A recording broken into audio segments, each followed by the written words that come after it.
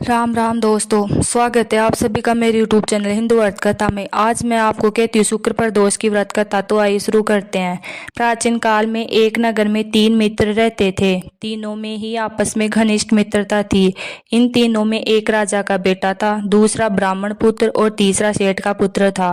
राजकुमार और ब्राह्मण के पुत्र का विवाह हो चुका था, लेकिन सेठ के पुत्र का विवाह के बाद गोना नहीं हुआ था। एक दिन तीनों मित्र आपस में नारियों पर चर्चा कर रहे थे। ब्राह्मण पुत्र ने नारियों की प्रशंसा करते हुए कहा कि नारी के बिना घर भूतों का डेरा होता है। यह वचन सुनकर सेठ के पुत्र ने अपनी पत्नी को घर लाने का तुरंत निश्चय किया। सेठ का पुत्र अपने घर गया और अपने माता पिता को इस विषय में बताया। तब उसके माता पिता ने अपने बेटे से कहा कि अभी शुक्र देवता डूबे हुए हैं। इन दिनों में बहु बेटियों को उनके घर से विदा कराकर लाना शुभ नहीं होता है, इसलिए शुक्रोदय के बाद ही तुम अपनी पत्नी को विदा करा लाना। सेठ का पुत्र अपनी जिद पर अड़ा रहा और पत्नी को लेने अपने ससुराल जा पहुंचा। सास ससुर ने उसको समझाने की कोशिश की, किंतु वह नहीं माना। अंत में उन्हें विवश हो अपनी कन्या को विदा करना पड़ा।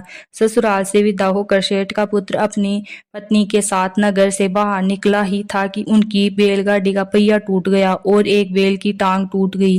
पत्नी को भी काफी चोट आई। सेठ के पुत्र ने आगे चलने का प्रयत्न जारी रखा, तभी उसको डाकुओं ने घेर लिया और वे उसका सभी धन लूट कर ले गए। सेठ का पुत्र अपनी पत्नी के साथ जैसे तैसे रोते हुए घर पहुंचा, तभी सांप ने डस लिया। उसके पिता ने वैद्यों को बुलवाया।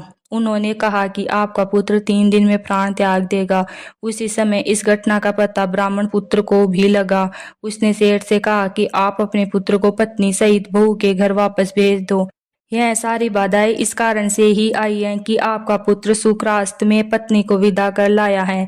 यदि यह अपनी ससुराल पहुंच जाएगा तो अब बच जाएगा। सेठ को ब्राह्मण पुत्र की बात समझ में आ गई और अपनी पुत्रवधू और उस पुत्र को वापस लौटा दिया। वहां पहुंचते ही सेठ पुत्र की हालत ठीक होनी शुरू हो गई और शेष जीवन पत्नी के साथ में सुखपूर्वक बिताया। तो कैसी लगी आपको मेरी ये कथा? अगर अच्छी लगी हो तो वीडियो को लाइक, शेयर और कमेंट करें और चैनल को सब्सक्राइब करें। Thank you.